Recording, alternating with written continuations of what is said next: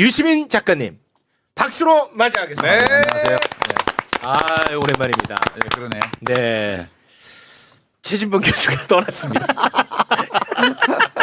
왜? 같이 안 내가 본인 방송 보고 있으니까 좀 쫄리나 봐. 네. 좀 부담스러운가 봐요. 그렇게 됐습니다. 네. 유독 오늘 일정이 많으시대요. 예, 오늘 좀 워낙 또 약속을 많이 잡은 것 같더라고요. 네, 고맙습니다.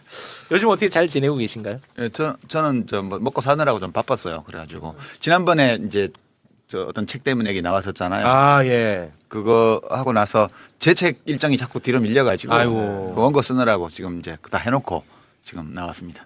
아, 그걸 다 끝내셨어요? 예, 유럽 도시기행 3권 이제 교열 작업까지 다 하고 아. 예, 오늘 저녁에 이제 교정지 넘겨주면 완전 끝나는 날이라. 아. 근데 방송 보다 보니까 매블쇼의 네, 최욱 씨와 최욱 많은 씨. 분들이 이 시사 스트레스 이런 아니에요. 이 세상 일로 인한 스트레스에 많이 시달리시는 것 같아서 아닌데. 예, 이제 스트레스 해소를 위한 상담 이런 걸 한번 나가서 하면 좋지 않을까 이런 생각이 약간 있던 차에 연락 오고 이래서 왔어요. 예. 날 괜찮은데. 괜찮아? 거짓말. 아, 정말 시기적절하게 나와주셔서 대단히 이제 감사합니다. 뭐든지 나무로 방울 다 해결해 줄게. 네, 울 뻔했습니다. 네.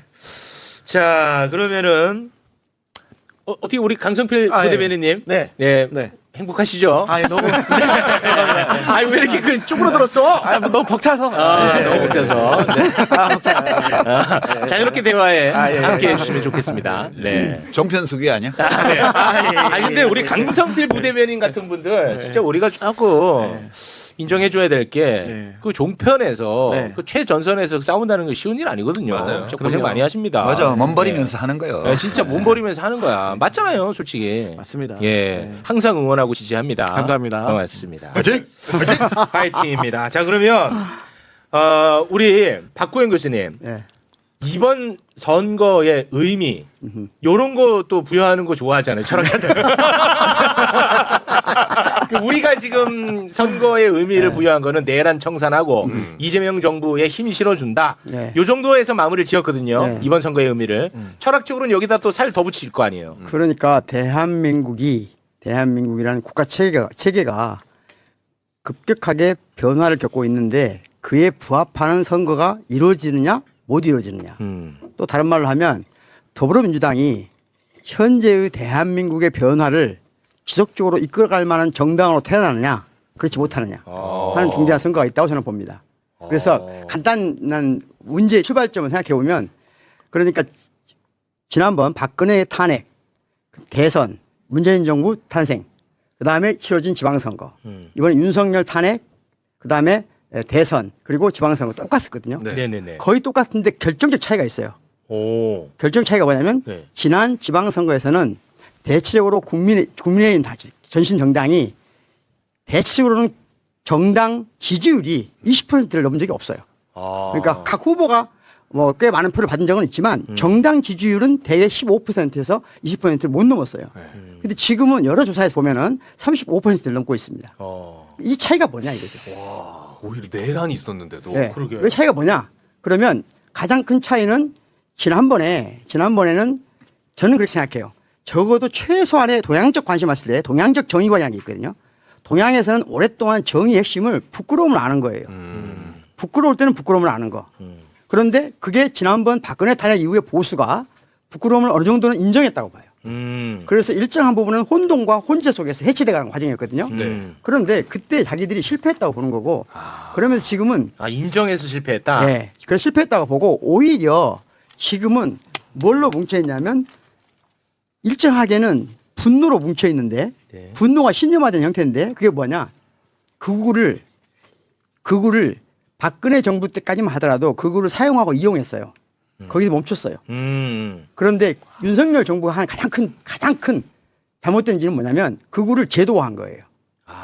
극우를 제도화한다는 건 무슨 말이냐 예전에 우리 작가님하고 저하고 파시즘 같이 논의한 적도 있지만 유럽 파시즘에서 가장 큰 깨달음은 뭐냐 극우를 제도화하는 순간 언제든지 그 나라는 파시즘에 의해서 지배될 수 있다는 거예요. 그럴 수 있겠네. 그게 실제 유럽 사람들의 합의고 그래서 지금 유럽 사람들은 저 독일이나 프랑스나 이태리 사람들은 어떤 경우에도 극우와 연정하지 않는다는 거거든요. 그런데 그걸 윤석열이 깨뜨렸어요. 윤석열이 실질적으로는 극우와 연정 형태를 갖다고 보거든요. 다른 모든 합리적인 진보 세력과 중도 세력과는 중도나 보수와는 결별하면서 오히려 극우를 제도권 안으로 끌어들였다.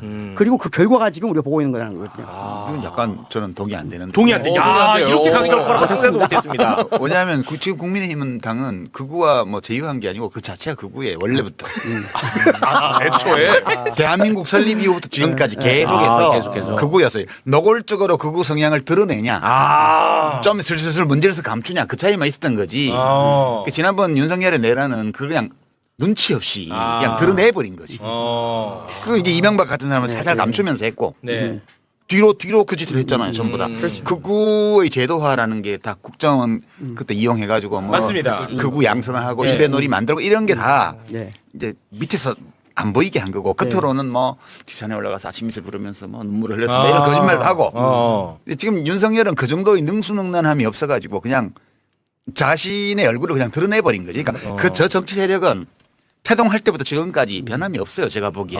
그냥 약간 예전보다 사회에서 차지하는 지분이 좀 줄어든 거지. 그러니까 분칠이라도 했느냐, 아예 분칠도 안 하느냐. 그런 차이고 이제 이런 세력이 유럽에 갖다 놓으면 모든 우파 정당들이 손을 잡지 않으려고 하는 극우 정당이에요.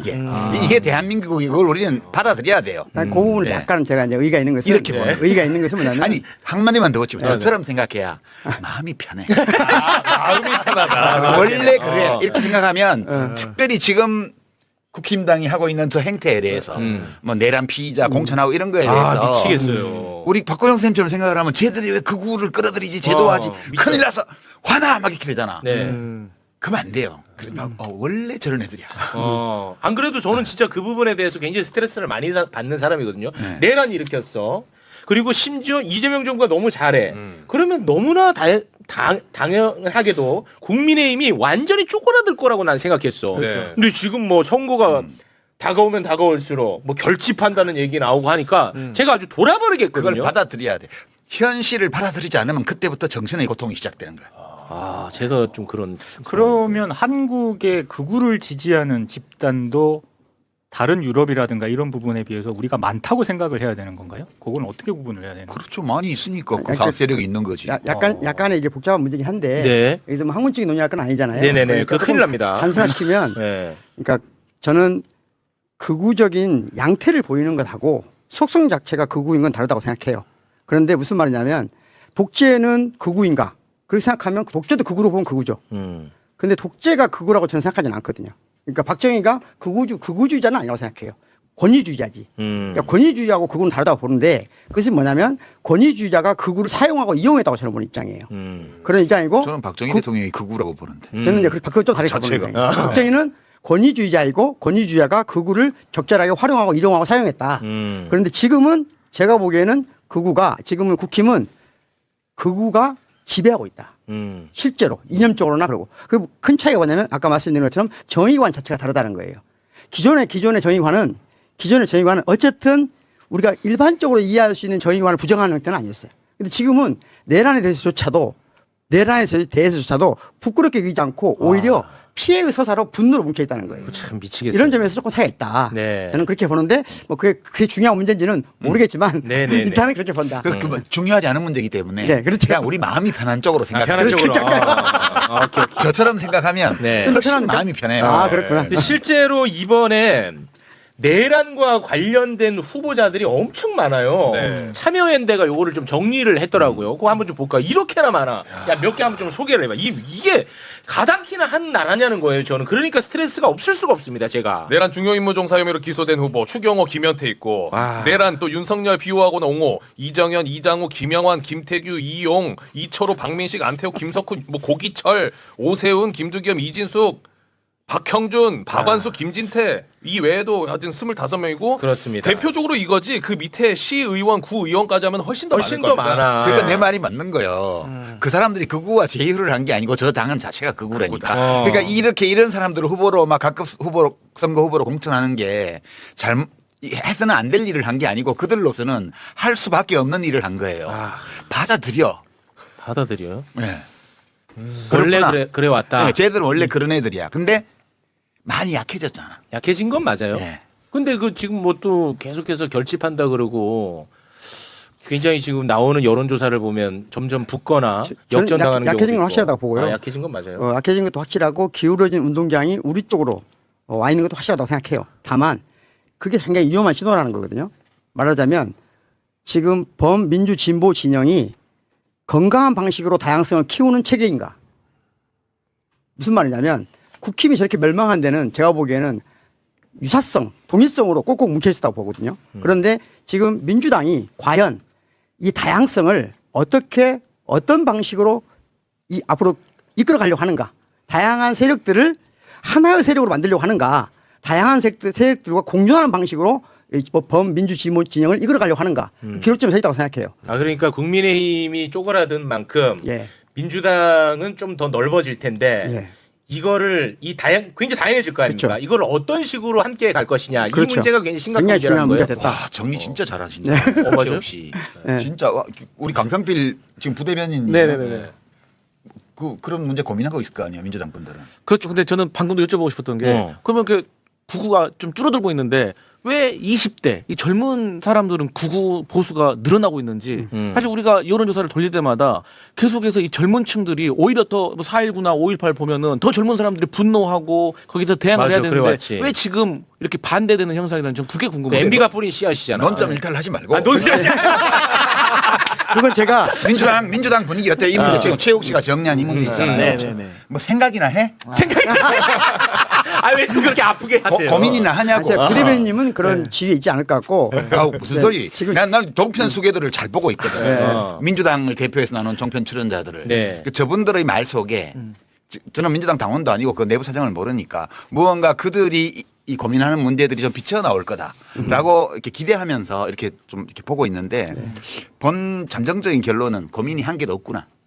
그런 잠정적으로 그런 느낌을 받았어요. 어때요? 아니 저희도 철학적으로나 뭐 당연히 고민하죠. 다만 저희 같이 이제 부대변인단이나 뭐 마치 방송에 나오시는 분들은 이 현황과 관련해 가지고 팩트로 저희가 검증을 하고 싸워야 되는 그런 입장이 있어서 그럼 그런 매일같이. 것들을 말할 수 있는 심도 있는 시간이라든가 기회나 그게 조금 부족한 면은 있다. 아. 그러니까 이 문제가 저는 지금 평택 선거에서 드러난다 보거든요. 아유, 그것 또 때문- 평택이야. 아니 그것 때문에 혹시 지금 이 문제 문제가 때문에 평택 선거에 지각돼 있다고 아니 저는 생각해요. 그러니까 이 문제 때문에 사람들이 마음이 불편해. 그렇습니다. 그러니까 이 질문에 대해서 민주당 쪽이 명확한 답을 주지 않더라도 저 답을 가지고 있구나.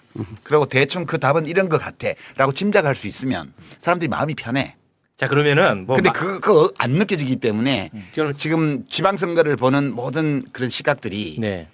불편함이 묻어 있는 거예요. 지금 걱정이 묻어 있고. 자 그러면 그 얘기 할게요. 안 그래도 아니 이게 저는 진짜 이것과 관련해 가지고 솔직히 궁금한 게 되게 많아요. 저는 그런데 요거 일단 하나만 확인하고 갈게요. 여기 계신 분들 다 똑똑하신 분들이니까 댓글상으로는 굉장히 뜨겁잖아요. 평택 을이. 네. 근데 실제 대한민국의 그냥 많은 국민들도 이 현상과 이 사안에 대해서 이 정도로 뜨겁게 관심을 갖는 건 맞아요? 관심은 있죠. 아, 그거는 사람들이 맞아요. 표현은 잘 안 하는데 아, 그건 맞고. 관심은 많아요. 근데 이제 이게 이 평택을 문제는 그냥 하나의 상징적인 거고요. 평택을이 왜 저렇게 시끄러워 보이냐는 평택을 자체가 문제가 아니고 그 자체도 문제지만 지금 최욱 씨가 정리했던 그 문제 있잖아요. 지금 구조가 이렇습니다. 철학적으로 하면 복잡한데 그냥 외부의 적이 약해졌어요. 네. 그렇죠. 예? 외부의 적이 약해지면 그 내부의 싸움이 생기게 돼요. 이게 좋다 나쁘다 따질 필요도 없고 원래 그런 거예요. 잘 섭니다. 그런 거예요. 외부의 적이 약해지면 내부에서 싸움이 일어나요. 근데 이제 어떤 정당이나 정치 세력이 얼마나 건강하며 어떤 희망찬 미래를 열 수 있는 주체인가를 판단할 때 외부의 적이 약해질 때 내부에서 권력 다툼이 일어나는 건 불가피하고 자연스러운 일인데 이거를 어떤 방식으로 해내냐 이걸 보면 그 집단을 알 수 있어요. 얼마나 믿을 수 있는지. 그러니까 최욱 씨가 아까 정리한 문제가 이 문제예요. 네. 뭐 추상적으로 얘기하면 다양한 세력을 어떻게 하나의 목표 아래에서 결속해서 서로 연대 협력하면서 함께 나갈 것이냐. 공동의 선을 이루기 위해서 최대한의 영향을 발휘해 나갈 것이냐는 문제인데 지금 민주당에서 이 지방선거 본격 들어가기 전부터 벌어진 여러 양상 작년 말 금년 초부터 이게 외부의 적이 약해졌기 때문에 내부에서 권력 다툼이 생기는 건 필연적인데 이 권력 다툼을 어떤 방식으로 지금 하고 있는가를 보면 네. 너무너무 저열한 방식으로 이게 진행되어 왔어요. 그리고 평택을 공천, 그다음에 평택을 선거가 진행되는 과정에서 드러난 조국 혁신당과 민주당 사이 여러 문제 이런 것들은 그 반영이라고 나는 보는 거예요. 알겠습니다. 예. 저 작가님 진행의 효율성을 위해서 제가 불편하더라도 요 얘기를 먼저 하고 분석으로 들어갈게요. 그러죠. 네, 왜냐 댓글도 그렇고 이게 해결이 안 되면 뒤에 거를 들으려는 준비가 안 될 겁니다. 네. 네. 저와 또 가까운 분도 이런 얘기를 하더라고요. 뭐냐 유시민은 조국을 대통령으로 만들어야겠다라는 정답을 하나 만들어 놓고 그 정답 아래에서 논리를 개발해낸 것 같다. 그래서 평택을에 대한 목소리를 내고자 하는 거 아니겠느냐 이런 이야기들을 하더라고요. 많이 나도 듣고 있어요. 많이 듣잖아요. 이거 네, 아실 거 아니에요. 그럼요. 다 알죠. 댓글도 이제 그런 의견들도 지금 뭐 이게 다 전부라는 건 아닙니다. 의견이. 예. 요 부분을 먼저 말씀을 해 주셔야 이런 분들도 들을 준비가 될 것 같아요. 그러니까 이제 제가 그 뉴스공장에 나가서 그 문제, 지방선거 이후에 여러 상황을 감안할 때 조국이 되는 게 좀 낫지 않나?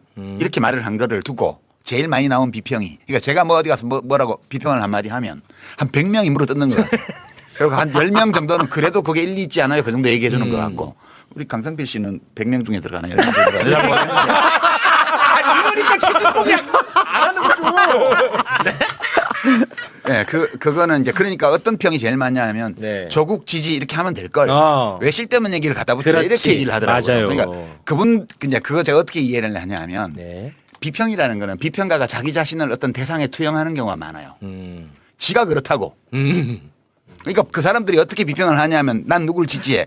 그러니까 정해놓고 그 지지하는 이유를 갖다 붙인다고. 자기들이 그렇게 하기 때문에 나도 그렇게 했으리라고 주장하고 있는 거예요. 그런 경우가 많긴 네. 해 진짜. 그런 경우도 있고 안 그런 경우도 네. 있죠. 그러면 따져봐야 돼요. 그 사람이 네. 하는 말이 뭔가를. 네. 이게 지금 사실 좀 제가 기괴하다고 표현을 했는데 이상해. 보통은 민주당 같은 큰 정당은 뭐 이렇게 국민 지지가 일정 부분 있는 정치인이 있으면 자꾸 데리고 올라오고 그래 원래.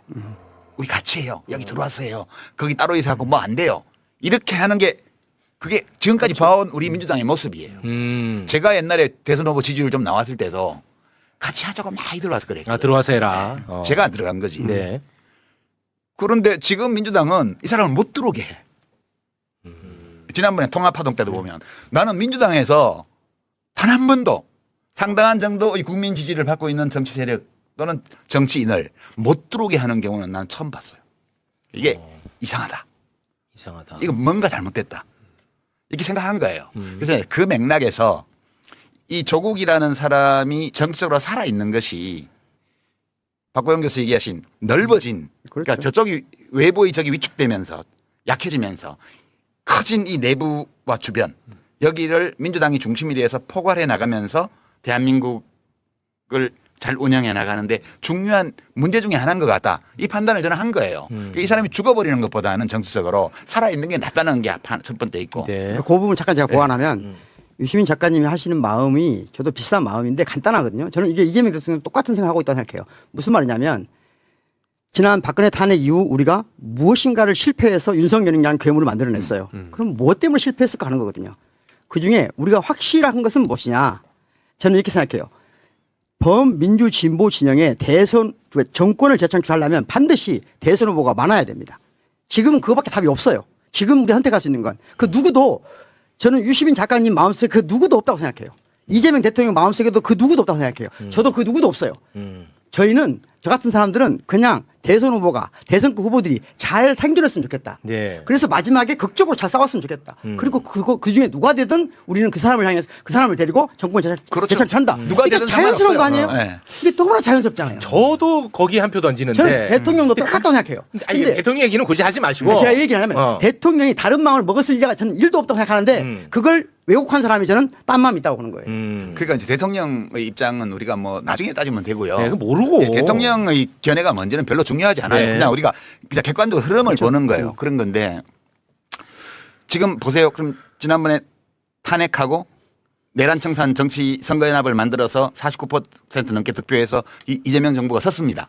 지난 대선 때는 일치단결에 있었어요. 그렇죠. 네. 그렇죠. 범민주 진보 진영이. 네. 네. 근데 저쪽이 약해졌잖아요. 이제 대선 끝나고 나서. 그렇죠. 대통령 인기가 높아요. 지지율이 높아요. 국민들이 정부를 신뢰하고 있어요. 네. 이따 우리 데이터 보겠지만 MBC 여론엠 보면 지난 1년간의 국정수행 지지율은 60대 30이에요. 잘한다 60, 못한다 30. 크게 변동 없어. 네, 그 윤석열 때는 못한다 60, 잘한다 30이었어요. 정반대네요. 네. 네. 그렇게 돼 있는 조건에서 지금 지방선거를 치르고 있고 전국이 운영이 되고 있는데 이 상황에서 이쪽 내부를 보면 엄청 느슨해졌습니다, 지금. 이게 이제 아까 얘기한 외부의 적이 약화되면 내부의 균열이 생기는 증상이에요. 어쩔 수 없어요. 이 약화되는 건 불가피해요. 네네. 그러면 외부의 적이 약화된 상태에서 이 범민주 진보 진영의 결속과 연대, 연합 또는 조율 이런 것들을 할 수 있는 어떤 걸 만들어내야 돼요. 근데 그 책임은 주로 민주당에 있죠. 민주당이 압도적인 비중을 갖고 있기 때문에. 그렇죠. 근데 민주당이 이 일에 대해서 하나도 안 해요. 아무것도 안 해요. 그러고 필요할 때는 작은 정당들을 끌어다 쓰고 국회에서. 지금까지 해온 양상은 뭐냐면 아무것도 안 합니다. 양상은 뭐냐면 중도나 우파적 성향을 갖거나 심지어 약간은 위험한 정도의 우파적 성향을 갖는 사람들을 끌어다 썼어요. 하지만 왼쪽 날개에서는 그 누구도 활용하지 않았어요. 예. 다시 말하면 민주당 밖에 있는 사람을 끌어들일 때 제가 보기엔 진정한 의미에서 연합정당을 하고 진정한 의미에서 미래를 위한다면 쉽게 말하자면 기본소득당이나 또는 그 밖에 뭐 진보당이나 그 밖에 다른 정당들이 사회민주당이 있잖아요. 네. 저는 조국당은 다른 문제라고 생각합니다. 근데 그런 다양한 정당들의 다양한 인력들을 저는 최소한이라도 써야 된다고 생각하거든요.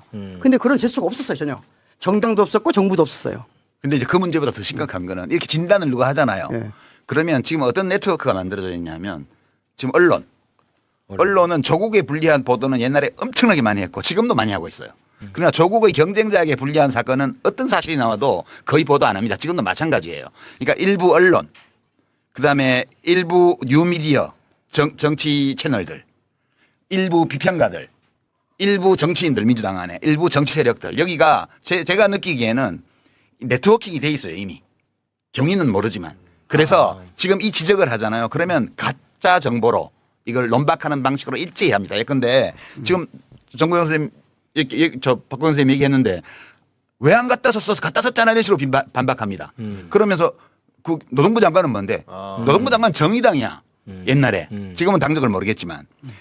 정의당이고 정의당은 지난 대선 때 연합 안 했어요. 그렇잖아요. 네. 그다음에 배진교 비서관 그 사람은 정의당 하다가 민주노동당 정의당 하다가 민주당으로 왔던 사람이잖아.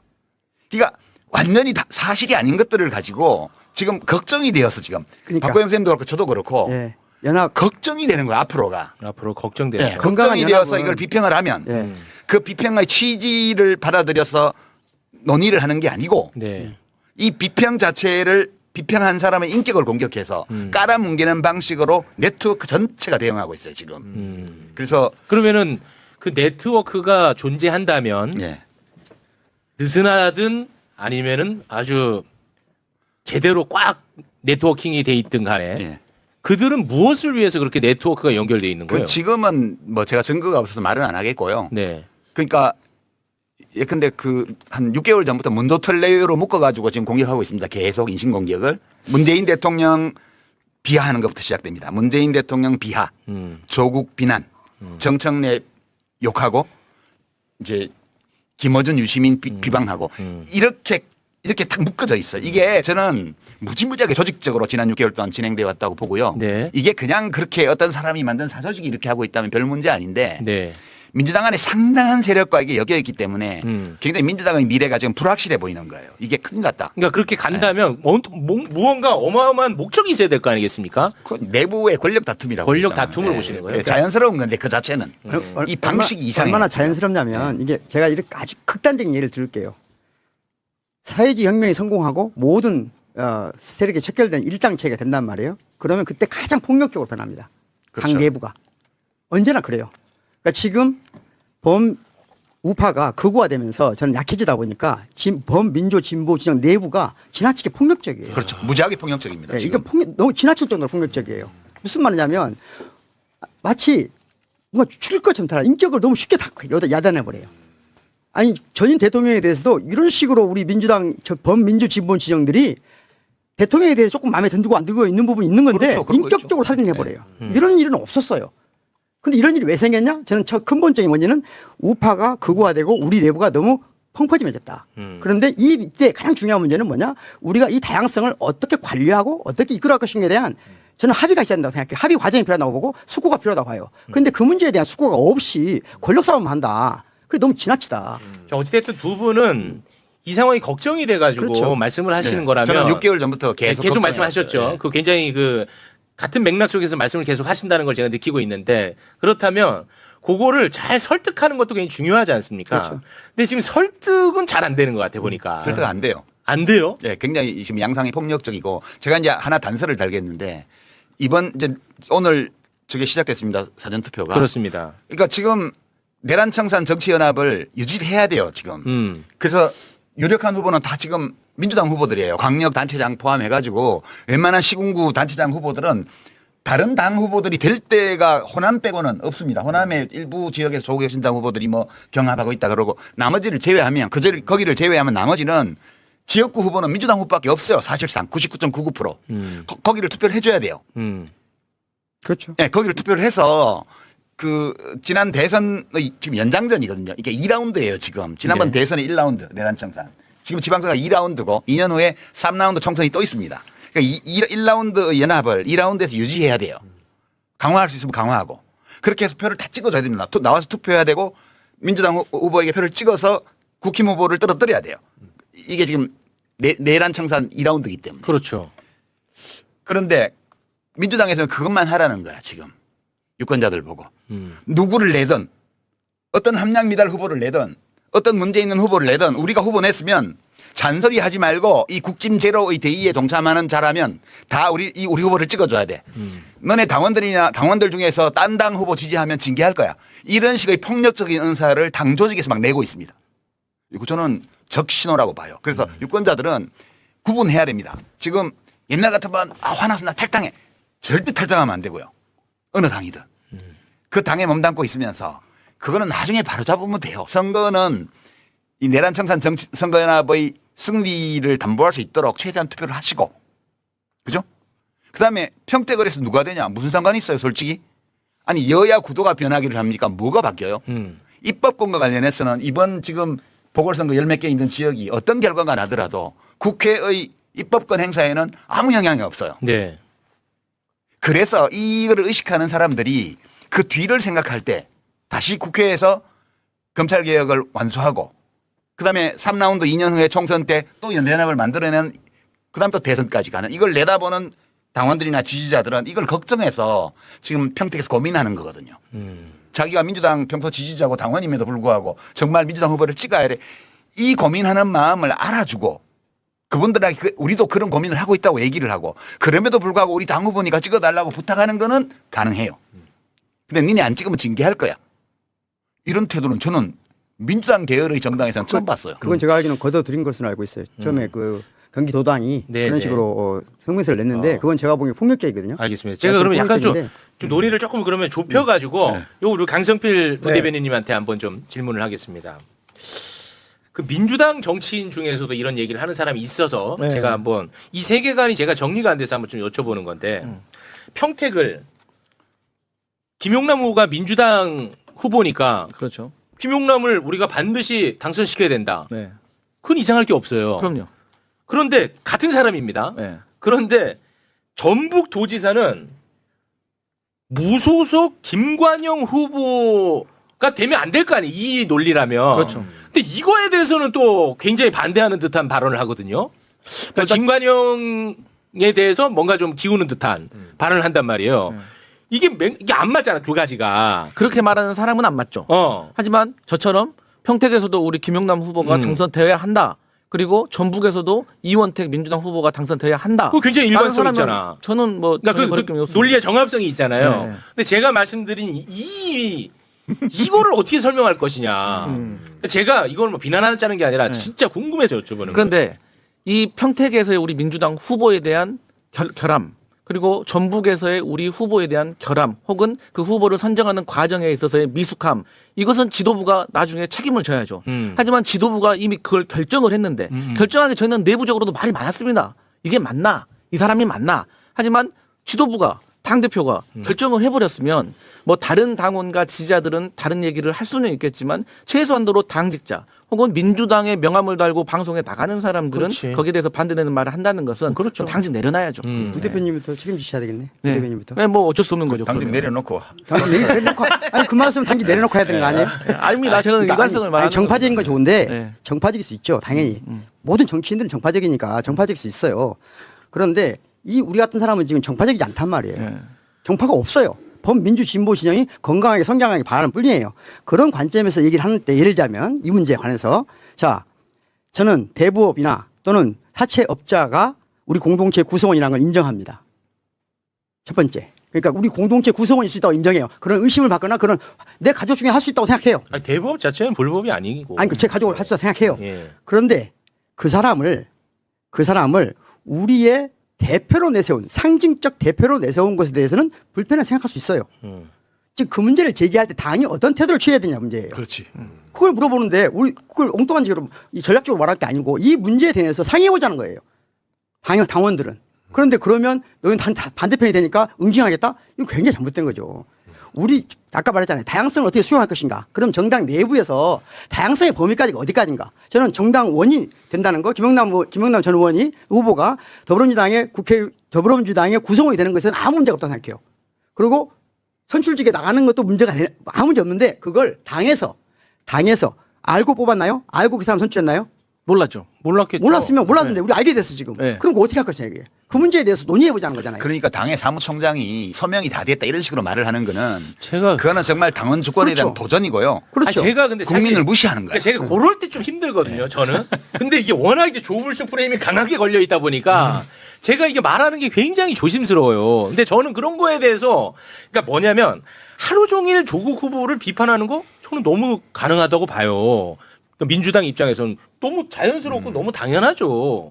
그런데 그리고 김용남 후보를 지지하고 응원하는 거 너무 자연스럽고 당연하다고 봐요. 그런데 구체적 사안 이거는 전혀 설득력 없는 논리로 사람을 무시하듯 마치 그거를 의심하는 사람을 비판하는 사람이 틀린 것처럼 자꾸만 얘기하니까 돌아버리는 거예요, 저는.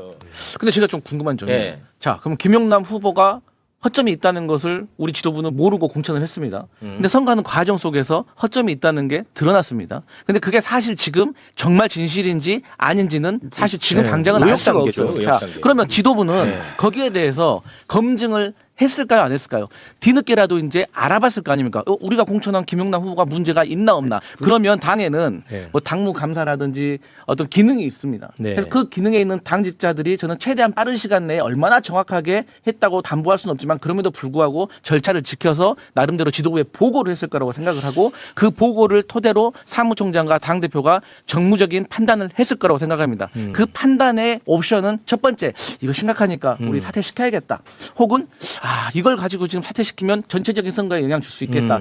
그리고 본인들이 정치적으로 책임지겠다는 결단을 내렸을 거라고 저는 생각을 합니다. 근데 이것을 일정 정도 한정된 지도부가 이걸 공론화를 시켜서 본인들이 고민할 수 있지 어느 정도까지 열어줄 수 있을까? 저는 거기에 대해서는 조금 의문이 있습니다. 고생하십니다. 고생하시는데 이건 그렇게 어려운 문제가 아니고요. 이게 이 선거가 지금 강승필 좋아. 이따 우리 그 데이터를 보겠지만 네. 전체적으로 지방선거가 예컨대 16군데 하는데 8대 8이다. 이렇게 아슬아슬한 상황이면 벌써 잘랐어요. 그렇죠. 지금 이건 뭐냐면 아. 선거가 너무 여유 있어 지금. 이건 뭐 평택을 해서 김용남 후보가 어떻게 되든 상관없이 전체 전황에 영향이 거의 없어요. 왜 없냐 하면 지금 민주당 후보를 찍으려고 하는 사람들이 영향을 받지 않아요 이거에. 평택을 민주당 후보가 무슨 사채업을 무슨 차명으로 했는지 안 했는지 했다 하더라도 그거는 거기 문제지. 이것 때문에 내가 민주당을 지지 안 한다는 거 이거 없어. 그럴 것 같아요. 그렇기 때문에 선거가 무지 여유 있어요 지금. 그래서 크게 경각심을 가지고 이 문제를 보지를 않아. 그러니까 내버려 두는 거예요. 예전에 총선 때 일을 들어볼까요? 총선 때 민주당이 이재명 대통령이 당대표 시절에 총선 치르면서 여러 우여곡절 있었습니다. 네. 어떤 사람은 잘려나오고 어떤 사람은 네, 맞아요. 버팅기고 뭐 네. 옛날에 무슨 어디 기고한 무슨 글에 뭐 좀 험한 말을 했다. 이런 걸 뭐 노무현 대통령 깐 적이 있다. 뭐 온갖 거 가지고 다 이렇게 해서 후보를 교체하기도 하고 막 다 했습니다. 그럴 때 어떻게 하냐 하면 정당이라는 건 그렇습니다. 갑자기 몰랐던 사항이 팍 튀쳐나오잖아요. 네. 그러면 당사자하고 그 당사자를 당 지도부에 이렇게 연결해서 공천 과정에서 작용했던 정치인하고 막 수시로 통화합니다. 그리고 당사자를 불러갖고 사실이 뭔지를 물어본 다음에 어떻게 했으면 좋겠냐 물어봐요. 그럼 당사자가 보통은 저는 이거 억울한데 근데 지금 선거 임박해 있기 때문에 이거를 사실관계를 다투기 시작하면 당전자가 계속 공격받을 것 같습니다. 그 제가 여기서 자진 사퇴하는 걸로 하시죠. 그리고 빨리 그 대안을 수습 국면으로 가겠죠. 대안을 빨리 해주셨으면 좋겠습니다. 이렇게 한 다음에 본인이 발표하고 당에서는 수용하고 그다음에 새로운 후보를 내고 이런 과정을 다 밟았어요. 근데 김용남 후보 이건 왜 안 되냐? 안 되는 거예요 이게 지금. 서로 간에 그 과거에 민주당의 후보가 어떤 문제가 불거져서 그것이 사실이든 아니든 간에 언론의 공격을 대대적으로 받기 시작하면 벌써 본인이 나 때문에 당이 선거에 지장을 받을 위험이 있다는 것 때문에 괴로워요. 네. 그래서 본인이 물러나려고 합니다. 이 싸움은 내가 나중에까지 한 자연인으로서 내가 언론하고 뭐 다 해나갈 거다. 그러나 지금 당에 피해가 갈 수 있기 때문에 제가 물러서겠습니다. 이렇게 수습하는 게 199이에요. 근데 지금 이 건은 이게 통하지 않아요. 이 스토리에는. 제가 상세한 내용을 아는 건 아니지만 이 커뮤니케이션이 김용남 후보의 경우에 작동하지 않아요.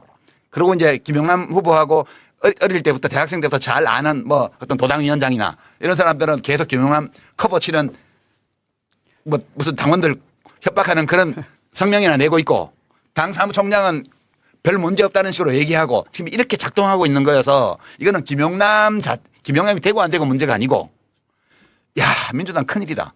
그렇죠. 어떻게 하면 좋냐 이거. 그러니까 제가 생각하기에는 그건 거예요. 사람마다 다 이 문제를 바라보고 문제를 제기하는 방식이 다른데 제 관점은 그런 거예요. 아까 다양성을 어떻게 관리할 것인가? 그러면 첫 번째 여러 가지 민주 진보 진영 내에도 다양한 정치 세력이 있잖아요. 그렇죠. 그 세력과 어떤 형식으로 포용하고 포섭하고 동화시킬 것이냐 아니면 인정하고 존중하고 연대할 것이냐. 이 첫 번째 문제고요. 두 번째 문제는 뭐냐면 내부로 들어온 사람들을 어떻게 관리할 것이냐 문제거든요. 그러면 김용남 후보의 경우 우리 민주당의 당원이고 민주당이 활동하는 건 오케이. 그런데 선출적으로 내세울 정도의 앞으로 이런 후보를 알게 됐을 때 우리가 선출적으로 내세우는 것이 민주당이라고 하는 정체성이 맞냐라고 하는 것을 당원이 그런 심각한 문제의식을 제기하는 건 너무 자연스러운 거 아니에요? 자, 그럼 여기서 제 질문 하나 드릴게요. 만약에 평택을에 김용남 후보가 출마했어요. 그런데 조국혁신당의 조국 후보가 안 나왔어. 그런데 김용남 후보의 이런 문제가 수면 위로 올라왔어. 그럼 이 문제에 대해서도 이게 굉장히 지금처럼 이렇게 시끄러웠을까? 이런 거를 얘기하는 분들도 많더라고. 그러니까 결국은 이게 무슨 질문이냐? 결국은 조국을 지키기 위해서 김용남을 희생시키는 거 아니냐? 저는 반대로 말하겠습니다. 만약에 그런 경우라면 저는 사퇴했을 거라고 봅니다. 아, 오히려 사퇴했고 더 쉽게. 다시는 왜냐하면 지금 진보당 후보가 있거든요. 마음 편하거든요. 그렇죠. 지금 조국이 있기 때문에 못하는 거예요. 냉정하게 말하면. 조국은 대선 후보라고 생각하기 때문에 민주당 많은 정치인들이 긴장하고 이 사태를 보기 때문이거든요. 제가 보기에는 솔직히 말씀드리면 셋 중에 누가 되나 저 같은 사람 아무 관심 없습니다. 김용남이 되나 조국이 되나 김재현 후보. 김재현 후보가 되나. 그런데 유이동만 아니면 됩니다. 그렇죠. 저는. 그렇습니다. 저는 그렇습니다. 냉정하게 예. 그런 거예요. 네. 그러면 김용남 후보가 문제 있으면 문제 있는 거 뭐 처리하면 끝나는 거예요. 근데 왜 안 하고 있냐? 조국 때문에 안 하는 거거든요. 조국이 없었다? 제가 보기에는 김용남 후보는 반드시 사퇴시켰습니다. 제가 보기엔 그래요. 근데 제 그리고 생각에는 진보당 쪽으로 진보당이 되면 안 됩니까?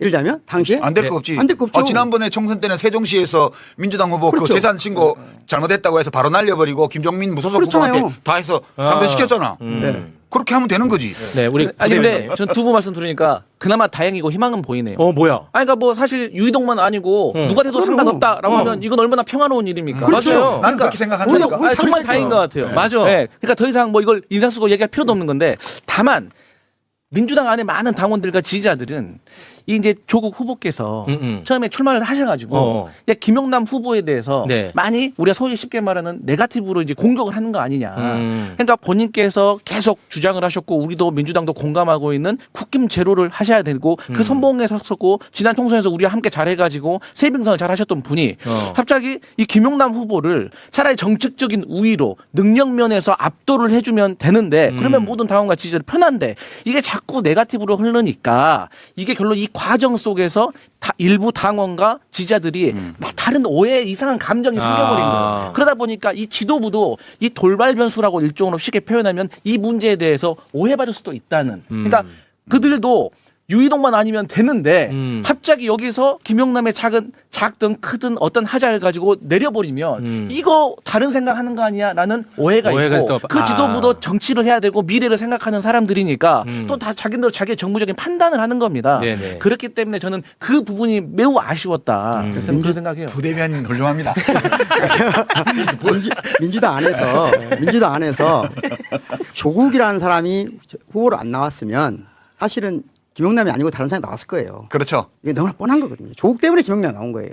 아, 그렇게 또 연결됩니까? 네, 그렇죠. 이게 지금 뭐야, 아니 우리가 지금 이 공론의 영역에서 솔직하게 얘기를 해야 되는데 그렇죠. 지금 네네. 가면 무도회를 하는 거야. 이게 평택을에 대한 정치 비평은 비평가들이 거의 대부분이 다 종편이나 유튜브에 나와서 가면 무도회를 하고 있어요. 정확하게 얘기하자고요. 조국이 아니고 다른 후보가 예컨대 그 조국 혁신당에서 여기는 당신들 귀책 사유 있는 데니까 우리 당에서 누구 후보 낼게 이렇게 해서 냈다고 쳐요. 네네. 그럼 민주당 양보했을 수도 있어요. 양보할 수도 있고 그리고 이왕 후보 나왔을 수도 있고. 생각해봐요. 아니 거기 국힘 제로라는 대의를 위해서는 그러면 조국 후보가 이렇게 했으면 좋겠다 그런 얘기 하잖아요. 제일 좋은 방법은 민주당이 공천을 안 했으면 돼요. 거기에. 민주당이 단 한 개라도 이번 지방선거에서 자기 몫을 내놓은 데가 있어요? 없죠. 한 군데도 없습니다. 그러니까 내가 조국 씨한테도 처음에 조국 혁신당 만들 때부터 이걸 경고를 했어요. 나한테 자문하러 왔을 때 민주당 무서운 정당이다. 민주당이 얼마나 무서운 정당이냐 하면 국힘당 계열과의 정당과 싸울 때는 사자 같지만 거기 않고 이쪽 집어진영 안에서 다른 군소정당하고 싸울 때는 늑대다. 자기 살코기, 자기 먹을 고기, 살코기 한 점도 양보 안 한다. 그래서 민주당하고 지역구에서 부딪히게 되면 뼈가 가루가 될 거라고.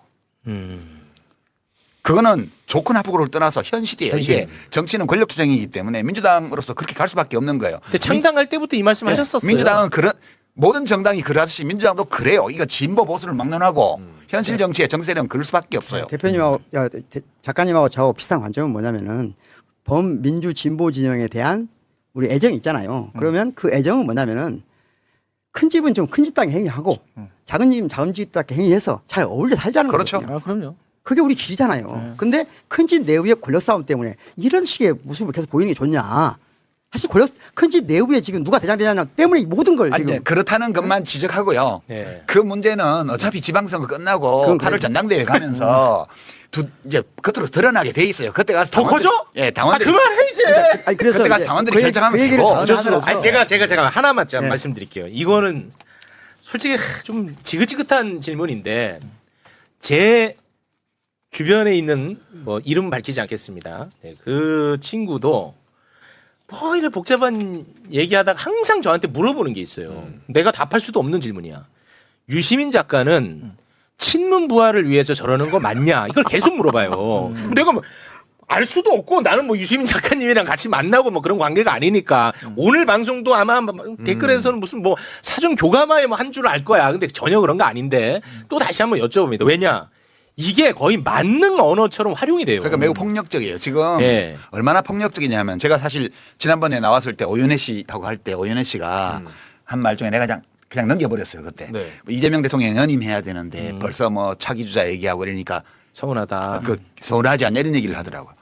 이재명 대통령 연임 불가능해요. 물론 정치 철학적으로 보면 국민 주권이기 때문에 지금 헌법의 부칙 조항 이 개정 당시의 대통령에게는 임기와 관련해서 이 변경을 할 경우에 적용 안 된다고 돼 있는 부칙 조항조차도 그것도 다 헌법 개정 대상이기 때문에 된다고 주장하는 사람이 있긴 해요. 근데 또 반명으로 가겠네. 그런 얘기를 왜 또? 그냥 할 얘기만 하세요. 헌법적으로 보면 네. 아니 내가 하는 얘기는 이재명 대통령 연임은 헌법적으로 불가능해요. 나도 이재명 대통령 연임했으면 좋겠어. 근데 불가능한데 그것이 가능한 것처럼 전제를 두고 그리고 그것을 가로막는 자로 조국, 문재인, 유시민, 김어준 이런 자들이 다 그거를 가로막고 있다는 식의 언설을 공유하면서 네. 이런 어리석은 얘기들을 해대는 거예요. 사람들이 많은 사람들이. 근데 그러니까 굉장히 많습니다. 그 얘기하는 사람 한번 물어보세요. 친문이 누구냐고. 조국.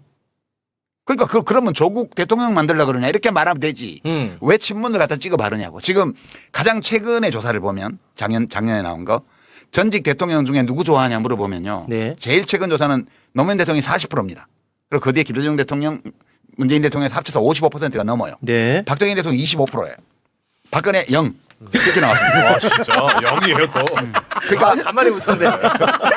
그러니까 무슨 말이냐면 지금 우리 소위 말하는 민주진보 진영이라고 하는 여기는 어떤 전직 대통령을 좋아하느냐는 그 사람의 인생관을 보여주는 거거든요. 세계관, 철학을 보여주는 거예요. 그렇죠. 그러니까 이 세 분의 대통령에 대한 선호가 55%라는 거는 한국의 민주주의가 매우 안정된 기반 위에 올라 있다는 걸 의미하는 그렇죠. 거예요. 그러니까 여기가 연합해서 지금 민주정부를 계속 김대중 정부, 노무현 정부, 문재인 정부, 이재명 정부까지 이렇게 와 있는 거라고요. 네. 켜켜이 위에 쌓아가지고 시루떡 쌓듯이 쌓아가지고. 네. 근데 여기서 누구를 쳐내고 이렇게 이런 주장을 하는 자들은 네. 그 적진에서 온 간첩이거나 아니면 그냥 자기만의 정신 세계를 가진 독특한 사람이거나 아니면 내부 권력 투쟁을 위해서 진영을 폭파해도 괜찮다고 생각하는 자들이에요. 저는 저는 그렇게 생각해요. 고민을 많이 해봤는데요. 그러니까 답은 간단하거든요. 다시 말하면 앞으로 정권 재창출을 하고 범민주진보 진영의 정책을 안정적으로 끌어가려면 세 분의 대통령을 지지했던 사람들이 항상 어떤 방식으로 연대해야 돼요. 그렇죠. 다른 길은 없어요. 그런데 지금 그 길이 아닌 길을 입 밖에 내는 분들은 이유는 딱 하나라고 생각해요. 저는 나쁘게는 보지 않고 이유는 하나라고 생각해요. 그냥 이재명 정부 때 이득을 많이 얻고 싶은 거예요. 저는 그 위상도 이제 아니라고 생각해요. 그래서 그 사람들 제가 비라고 한 거예요. 아니, 그만해. 이게 참 이게. 그러니까 이거는 다 우리가 뒷머리에 둬야 될 문제고요. 지금 오늘부터 시작된 이 지방선거에서는 그 지역구 후보는 지역구라고 해야죠. 지역구 후보는 각급 선거에서 민주당 후보뿐이에요. 네. 호남을 제외하고는. 사실상 네. 달리 찍을 후보가 없어요. 네. 비례 후보는 광역 비례는 조국혁신당도 좀 나와 있죠. 진보당도 나와 있고 거기는 다른 선택을 해도 돼요. 그거는 마찬가지예요. 지금 경기도의회 뭐 서울시의회 이런데 네. 민주당이 완전히 인천시의회 다 압도할 거거든. 거기에 비례대표가 민주당 이 비례대표 다 먹는다고 해서 좋을 것도 없고 나쁠 것도 없어요. 네. 거기에 비례대표를 뭐 조국혁신당이나 진보당이 몇 석 가져간다고 해서 나쁠 거 한 개도 없습니다. 그거는 사실 박병선 선생님 말씀하신 게 그건데 우리가 그 세 분의 대통령 또 현직 대통령까지 포함해서 네 분의 대통령을 가장 좋아하는 이런 유권자들이 하나로 뭉쳐서 전체에 이루면서 자기 의사를 표출할 수 있는 방법을 찾으면 돼요. 이미 많은 유권자들이 그렇게 하고 있고요. 네. 오늘 그 사전 투표, 내일 사전 투표, 다음 주 수요일 날 투표는 그렇게 하고요. 네네. 일이 이렇게 시끄럽게 된 거는 그 이유 때문임을 우리가 이해를 하면 하고 있어야 된다. 그 다음에 때 되면 정리하면 되지 뭐 네. 이렇게 생각하면 되지. 그거 가지고 스트레스 받아서 밤에 잠을 못 자고 저 잠 못 이러면 자요. 안 된다 이거지. 이번 선거에 내 한 표는 두 표다. 두 배다라는 거. 왜 그럴까? 왜 그러죠? 투표율이 50%니까. 아, 반밖에 투표를 안 하니까. 그럴 수 있네. 내 한 표의 가치가 훨씬 올라가는 거예요. 그렇기 때문에 반드시 이게 이런 생각하면 큰일 난다. 반드시 투표해야 된다. 네. 두 배 한번 느껴보고 싶지 않느냐. 이 말씀 주변에 많이 해주시기 바래요. 그리고 이번 투표는요. 네. 이재명 대통령의 국정 운영에 대한 평가도 겸하지만요.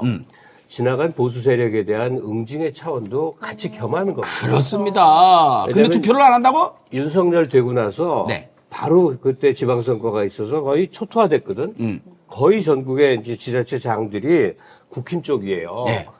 그리고 벌어진 지금 4년 동안에 이제 5년 만에 이 상황이 되돌아보면 나라가 얼마나 퇴행했는지 볼 수 있거든요. 그래서 지방선거의 의미에 대해서는 윤석열에 대한 응징 투표의 의미도 반드시 있다. 함께 해야 된다 하는 생각이 들어요. 이겼다고 투표를 한다고 보여줘야 될 거 아니냐. 윤석열 때 그렇게 열받았었는데 요 얘기까지 첨부하면 되겠습니다. 걱정했었습니다. 한동훈하고 말을 섞는다는 것은 진짜 유시민 작가 정도 아니면은 안 되는 거예요. 스트레스 지수가 확 높아지죠. 한동훈을 이길 수 있는 사람은 유시민 정도밖에 없다라고 제가 옛날부터 얘기를 네. 했었고, 그래서 중요한 건 제가 말을 잘하는 게 아니고 비열하거든 아주. 맞아요. 아주 자기 것만 딱 준비해갖고 이거 딱 쳐가지고 확인되지 않는 거 갖고 쳐가지고 사람 당황하게 만들고 말이야. 그 수법에 안 당할 사람이 거의 없기 때문에 네. 그 토론 때 조심해야 된다. 최대한 아끼고 말 아끼고 대꾸하지 말고 그냥 무시해버려라. 이런 얘기를 했었는데 웬걸요. 제가 하정우 후보한테 사과해야 될 것 같습니다. 너무 걱정 많이 했던 거 사과드리겠습니다. 진작에 토론을 많이 했어야 됐었을 것 같아. 여기는. 안 돼. 많이 하면 안 돼요. 그래요? 한동훈이란 인간이 내가 볼 땐 지금 저렇게 박살이 난 게 네. 우습게 알고 왔다 박살 난 거지. 아. 저게 어금니 꽉 깨물고 이제 첫 번째 토론에서 그 하정우의 그 습관이나 말투나 방식을 그거만 연구할 거거든. 네. 그래갖고 맘 먹고 나오면 또 어떤 상황이 벌어질지 모르고 보신 분들은 아시겠지만 하정우 후보가 엄청나게 준비를 해서 나온 거거든. 네. 그것도 하다 보면은 쓰러집니다. 아니 근데 하정우에 대해서 우리가 선거운동 과정에서 굉장히 염려를 했어요. 네. 왜 그러냐면 대중을 만나서 굽실굽실할 때 뭐가 어설퍼 보이고 정치 신인 느낌도 팍팍 나면서 아 저 사람이 어떻게 이런 느낌을 줬단 말이에요. 네. 근데 이 대통령이 죄를 그렇게 중용을 했고 실력을 봤어. 그건 뭘까? 네. 그게 토론회 장에서 보여주는 건데 똘똘하다. 똘똘하고 강단 있고 자기 의견 명료하게 밝히고 아 여기선 진짜 진즉에 그 자기 그 토론회를 개최했었어야 되는구나. 하정우의 진면목이 한동훈하고의 토론회에서 지금 보여졌거든요. 네. 그러니까 우리가 겉모습 슬쩍슬쩍 보는 걸로 평가해서는 안 된다는 걸 이번에 다시 봤어요. 네. 맞습니다. 지금부터 제가 유시민 작가 얘기했더니 왜 유시민 작가 무슨 말을 말 잘하긴 잘하죠. 제 방송에서 유시민 작가에 대한 아쉬운 점 계속 얘기를 했습니다. 예, 마음 아프지만 얘기를 했어요. 그러면서 얘기했습니다. 저는 유시민 작가의 모든 책을 다 정치의 저관여일 때부터 사왔던 사람이라고 얘기를 했고 그런 관점에서 요즘 참 서운한 점이 있다라고 얘기를 했었거든요. 네. 그리고 다 방송 보신 분들은 이런 얘기 안 하지. 예, 그래도 저기 인정할 건 인정해야지 뭘. 예? 유시민 작가만큼 옛날에 토론 나가서 우리가 없어요. 마음 편하게 든든하게 봤던 사람이 누가 있어? 진짜 없어. 내공 만렙이시니까.